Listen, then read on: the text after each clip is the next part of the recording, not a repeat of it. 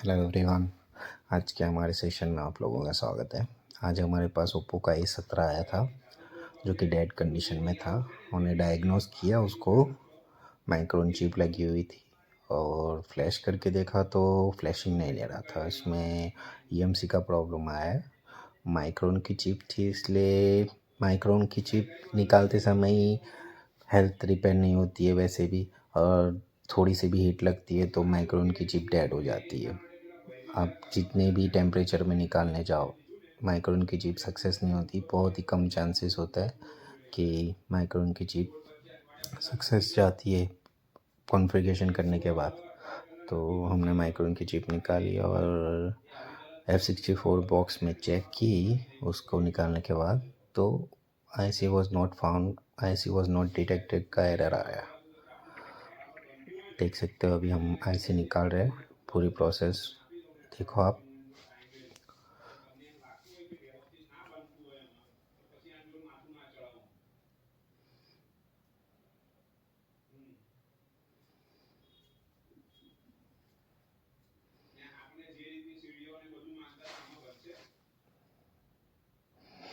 ये माइक्रोन की चिप है।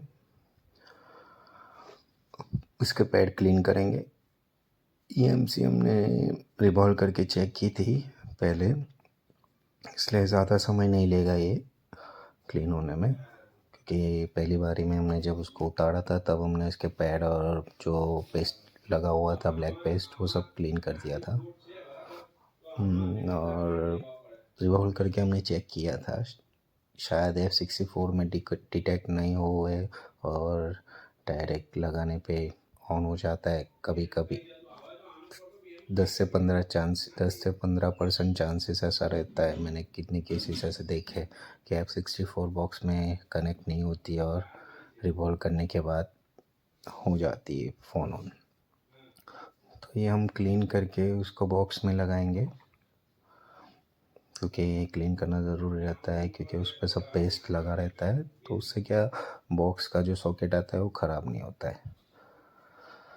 इसलिए हम उसको क्लीन करके बॉक्स में लगाएंगे। ये हम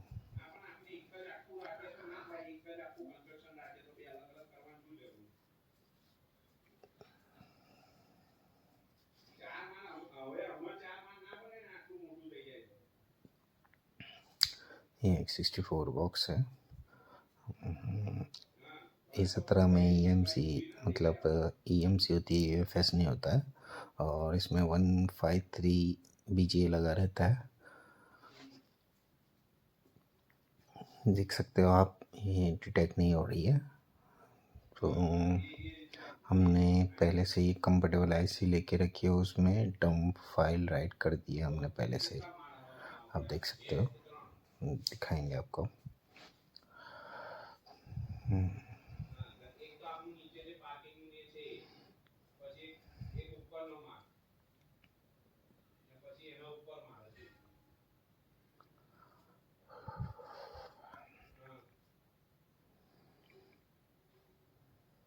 देख सकते हैं error, IC was not found. दोबारा कनेक्ट। दूसरी EMC हमने लगाई है, सैमसंग की है ये, जो कि नहीं, सैमसंग की नहीं है, ये एक अदर ब्रांड की है। ब्रांड मेरे को ध्यान में नहीं है कौन सा ब्रांड है, मैंने इतना ध्यान नहीं दिया। इसमें हमने पहले से ही डम राइट करके रखा है। सैमसंग की आप लोगे, सैमसंग की EMC तो ज़्यादा बेहतर रहेगा, क्योंकि उसमें RPM भी है और वो सब क्लीन हुआ रहता है, तो कॉन्फ़िगरेशन करने के टाइम ज़्यादा दिक्कत नहीं आती। पर MT की फ़ोन में RPM भी क्लीन का कोई प्रॉब्लम नहीं है। RPM भी क्लीन नहीं करते हो तो भी सेट ऑन हो जाता है। कॉलकॉम में ये दिक्कत रहती है आपको। इसमें हेल्थ की थोड़ी इश्यू थी, तो हेल्थ भी हमने रिपेयर कर दी है। और ये किंगस्टन की शायद EMC है, किंगस्टन की। ये 64 GB की है। हमने 32 GB की डाल के एक बार ट्राई की थी, पर वो सक्सेस नहीं हुई, क्योंकि उसमें स्टोरेज का थोड़ा इश्यू आ रहा था, तो फ़ोन रिस्टार्ट हो रहा था। तो हमने दूसरी बार हमने उसको किंगस्टन की 64 GB फ़ोन में से निकाल के प्रोग्राम करके इसमें लगाएंगे।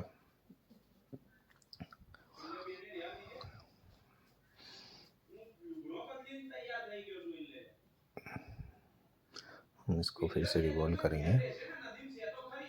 पहले स्टेंसिल को सही से क्लीन करेंगे क्योंकि वो रिवॉल्व सही से होनी चाहिए।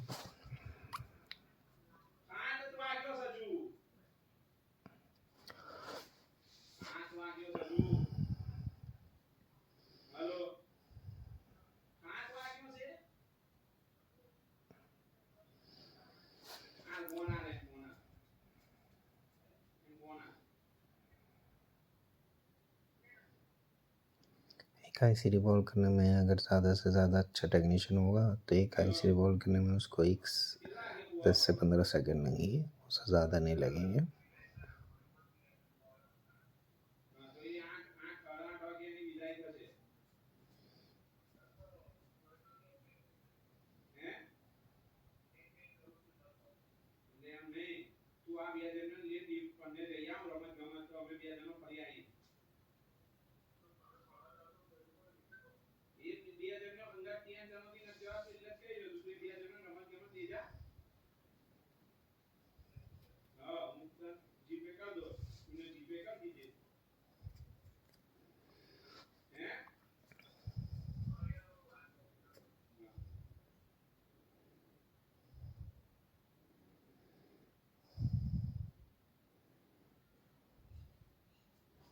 फेस लगाते हैं।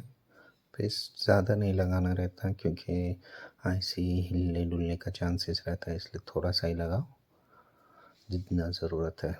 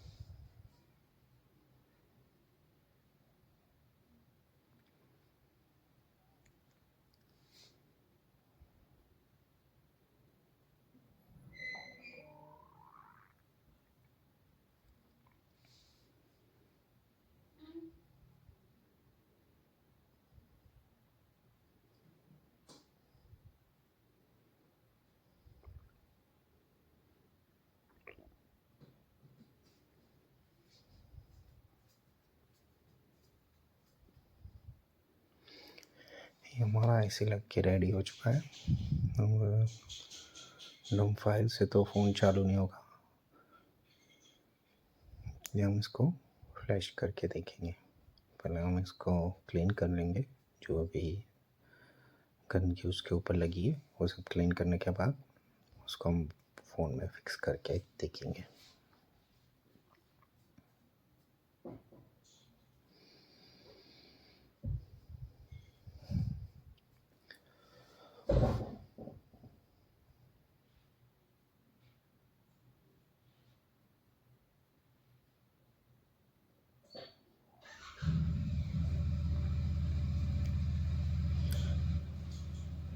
की कंडीशन चेक करेंगे। एम्पियर 0.6 ले रहा है, मतलब फ़ोन डेड नहीं है। फ्लैशिंग करना पड़ेगा उसको।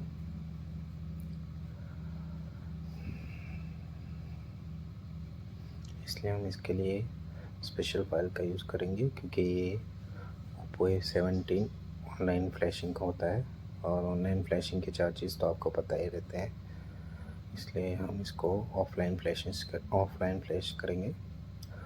किसी भी भाई को ये फ्लैश फाइल चाहिए तो आप हमें व्हाट्सअप कर सकते हैं। हमारा नंबर है 9974783010। ये फ्लैश फाइल, अगर मेरा ये वीडियो वायरल हो गया तो ये फ्लैश फाइल मैं सबको फ्री दे दूँगा, कोई चार्जेस नहीं है। वैसे भी मैं ये समझता हूँ कि अगर किसी भी टेक्नीशियन की मेरी वजह से हेल्प हो जाती है तो ये मेरे लिए अच्छी बात है कि मैं किसी के काम आया।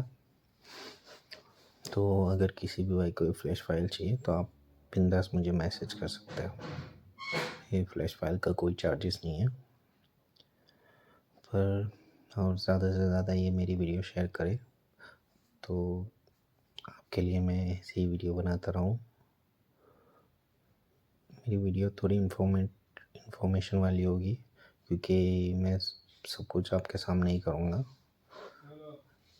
वो सब नहीं करूँगा जैसे कि प्रोग्राम करना है और वो सब, क्योंकि वो सब तो सबको पता रहता है। यूट्यूब में काफ़ी वीडियोस है उस सब के बारे में, इसलिए उसमें आपका टाइम वेस्ट नहीं करूँगा मैं। ये फ्लैश हो रहा है, वो फ्लैश 100% वर्किंग है ये फाइल। आप बेफिक्र हो के इस फाइल से फ्लैश करना।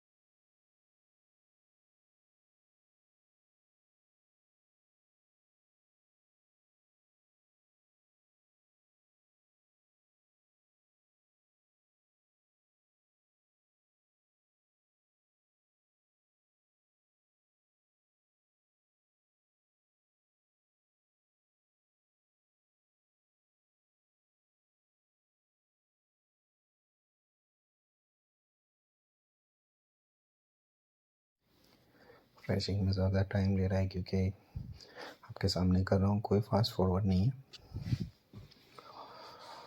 फ्लैश करने के बाद आप देख सकते हो ये लोगो रिस्टार्ट होगा, सेकंड लोगो पे आके रिस्टार्ट होगा, क्योंकि इसमें अभी एक और चीज़ करनी रहेगी। तो आपको दिखाने के लिए देखिए ऊपर लिखा हो गया AEM से चेंज करने के बाद की कंडीशन है, फ़ोन चालू होगा, सेकंड लोगों पे रिस्टार्ट होगा। आप देख सकते हो।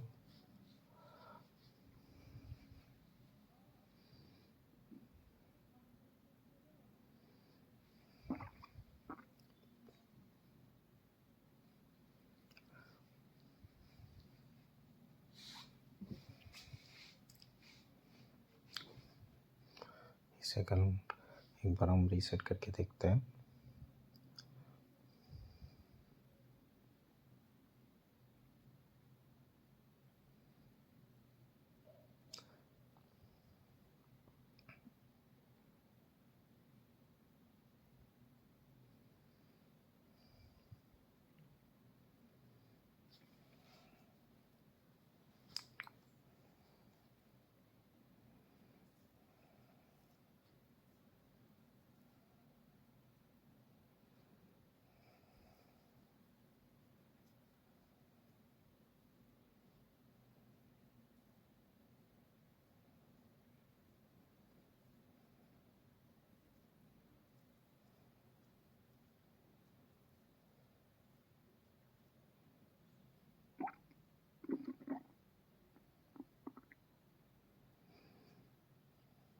सेकंड लोगों पे आ गया ये फ़ोन।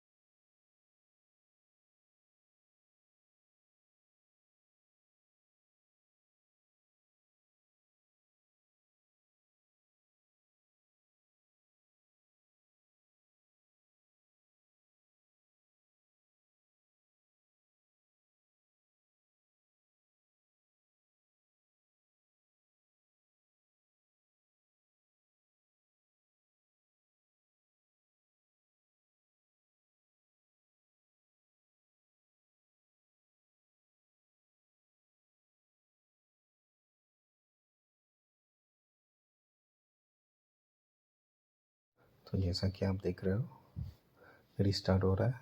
तो इसके लिए हमें एक काम करना पड़ेगा, AMC को फिर से निकालना पड़ेगा बोर्ड में से और F64 में कनेक्ट करके उसकी GPIO एक बार सही करनी रहेगी, क्योंकि ऑफलाइन फ्लैश किया हुआ है इसलिए सही से फ्लैश नहीं हुआ। अगर ये ऑनलाइन फ्लैश होगा, ऑनलाइन फ्लैश करोगे आप तो ये दिक्कत नहीं आएगी, पर हमें ऑफलाइन फ्लैश करना है ना, पैसे बचाने हैं थोड़े, इसलिए कस्टमर को भी फ़ायदा होना चाहिए और हमको भी फ़ायदा होना चाहिए। देख सकते हो आप इसकी GPIO में एक एरर है, GPIO इनवैलिड आ रही है, उसको सही करनी रहेगी और FRP रीसेट करनी रहेगी। ये FRP रीसेट की है और GPIO सही करेंगे। F64 में ये अच्छा ऑप्शन है कि ऐप बिना फ्लैश फाइल के GPT सही हो जाती है।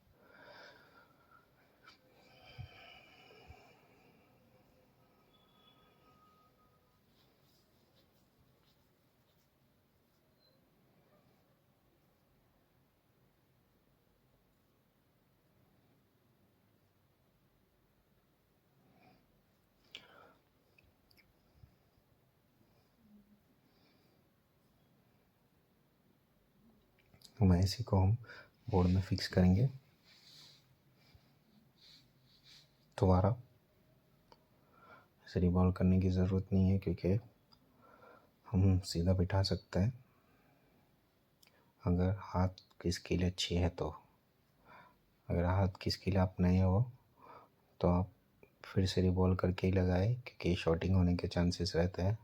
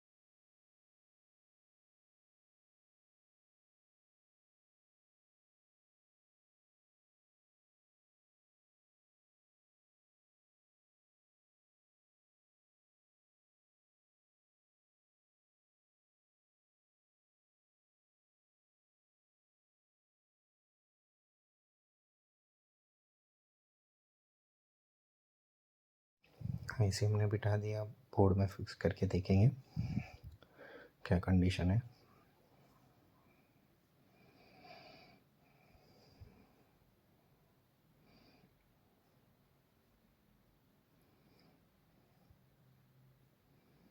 देख सकते हो इसमें चार्जिंग लो है, अभी थोड़ा चार्ज होने के बाद स्टार्ट होगा।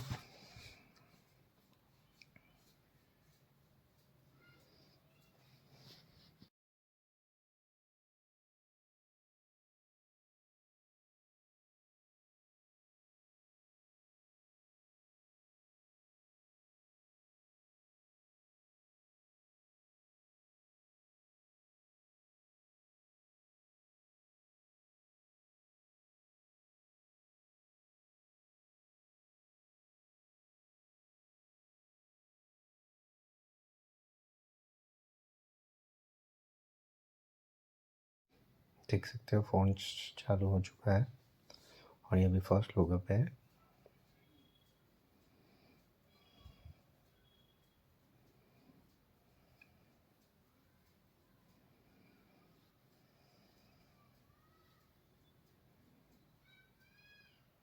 और ये हमारा सेकंड लोगो पे आ गया है। थोड़ा टाइम लगेगा चालू होने में।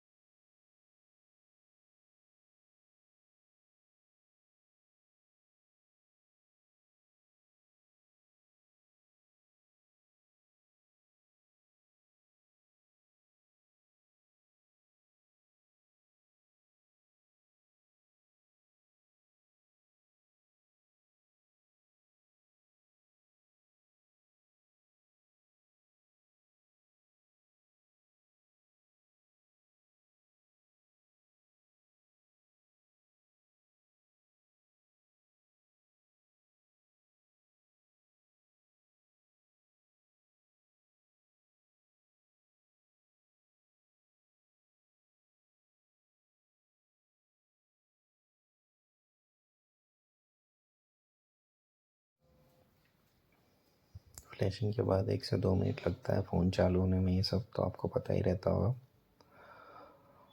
और इंतज़ार ख़त्म हो चुका है। ये देखिए आपका फ़ोन चालू हो चुका है, फुल्ली वर्किंग कंडीशन में है, सब कुछ सही से चलेगा। सेटिंग करके आपको दिखा देता है कितने GB की स्टोरेज दिखा रही है इसमें। IMR और बेसबैंड तो रिपेयर करना आपको आता ही होगा। और ध्यान रखें कोई भी फ्रॉड IMI नंबर ना डाले, जो बॉक्स का IMI प्रॉपर है वही डाले, क्योंकि इसमें जेल जाने के चांसेस रहते हैं, आपके ऊपर केस भी बन सकता है। इसलिए इलीगल काम से दूर ही रहिए।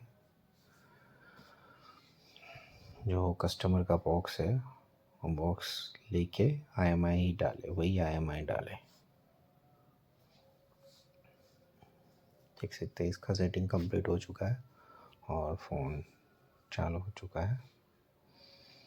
अब हम आपको इसकी स्टोरेज दिखाएंगे।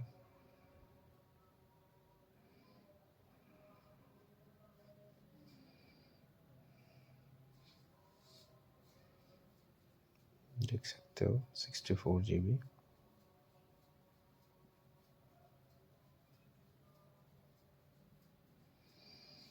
सो आगे की प्रोसेस है IMI राइट करना, वो सब मैं वीडियो में नहीं डाल रहा हूँ, क्योंकि अभी कस्टमर से बॉक्स और IMI नंबर लेना बाकी है, इसलिए वीडियो यहीं तक